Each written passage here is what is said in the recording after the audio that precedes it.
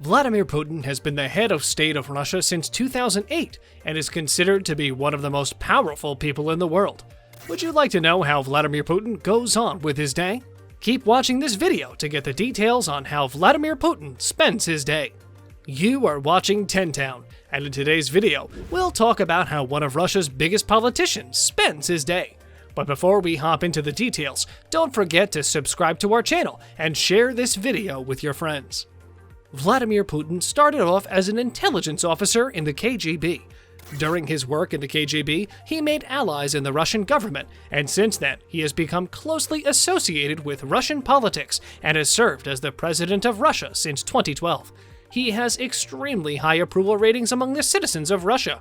Since Russian economics aren't that well known, people believe him to be the richest person on the planet, but more focus has been drawn towards international relations.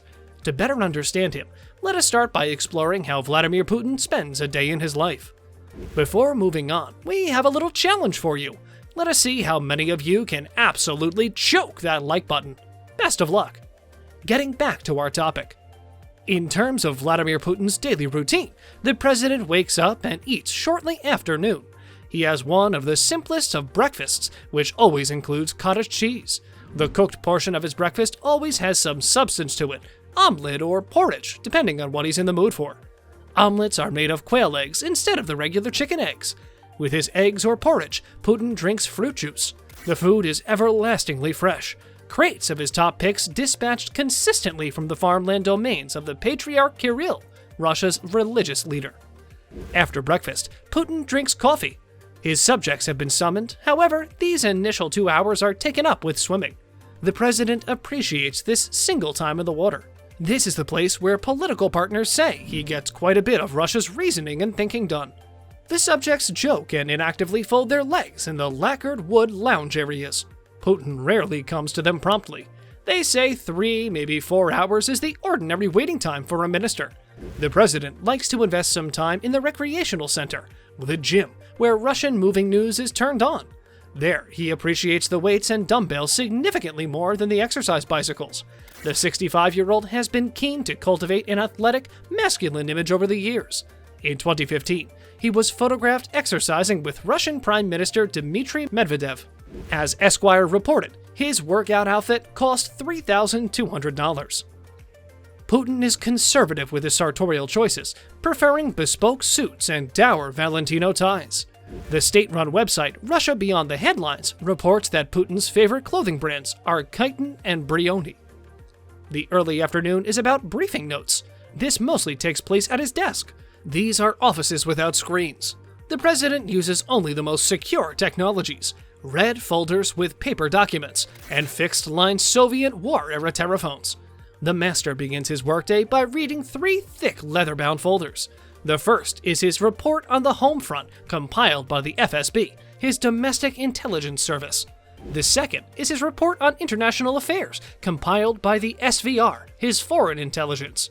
The third is his report on the court, compiled by the FSO, his army of close protection.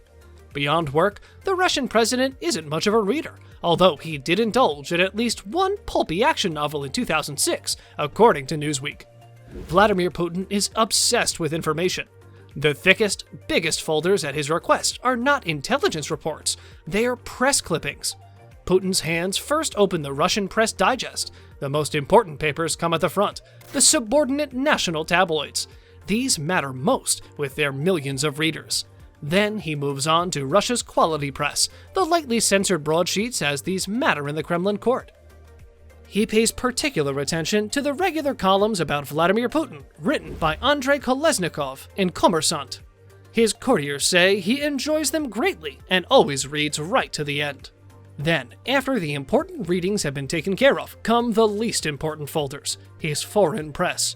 These are clippings compiled both in the presidential administration and his foreign ministry.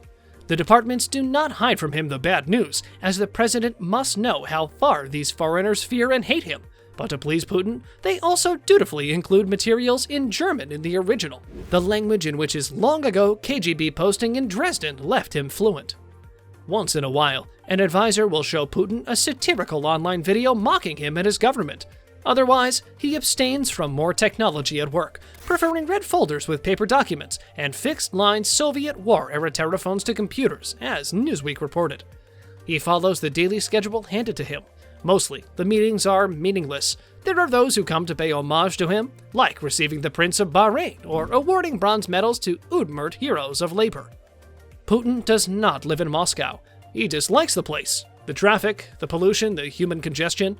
The president has chosen the palace at Novo Ogaryovo as his residence. Home is out there, to the west of the city, out in his parkland. A route is closed and cleared of all traffic when the president chooses to commute. He can reach the Kremlin in less than 25 minutes, while Moscow sits in gridlock. He dislikes commuting to the Kremlin. He has cut down his meetings in Moscow since 2012 to a strict minimum. The president keeps busy, even on Saturday and Sunday. On weekends, his schedule becomes more haphazard, but there are sometimes study sessions in the afternoon, mostly English language. His teacher helps him learn difficult words.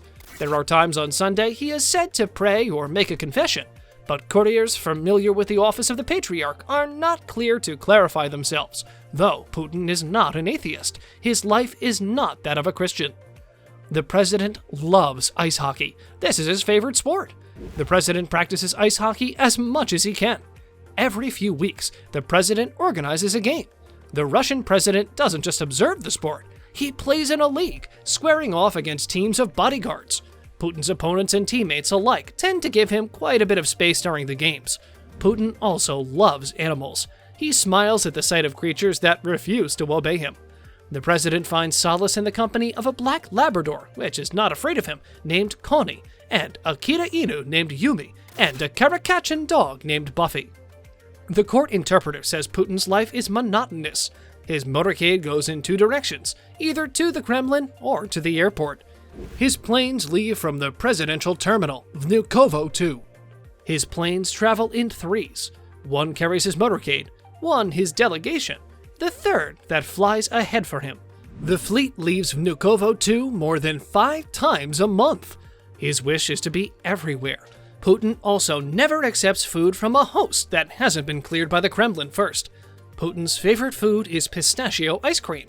He also gifted his Chinese counterpart Xi Jinping a tub of ice cream at a G20 summit. When Putin travels, he cannot be served milk products.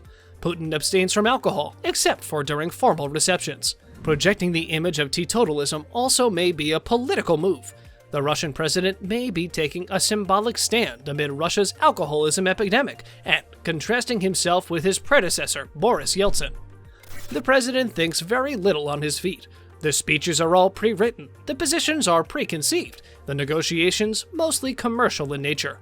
He looks emotionless, as if nothing really touches him, an interpreter remembers. There are courtiers who claim to have heard him speak frankly. There was one who remembers one warm summer evening where he began to talk openly about the fate of his country. The president asked those present who were the greatest Russian traitors, but he did not wait for them to answer. The greatest criminals in our history were those weaklings who threw the power on the floor, Nicholas II and Mikhail Gorbachev, who allowed the power to be picked up by the hysterics and the madmen, he told them. Those courtiers then present claimed that the president vowed to never do the same. Vladimir Putin likes to work late into the night. He summons his men at the hours that suit his mental clarity, the cold hours where everything is clearer to Putin. If you like this video, then make sure to give it a thumbs up and subscribe to our channel for more interesting videos in the future. Also, hit the bell icon to stay up to date and be the first one to watch our latest videos.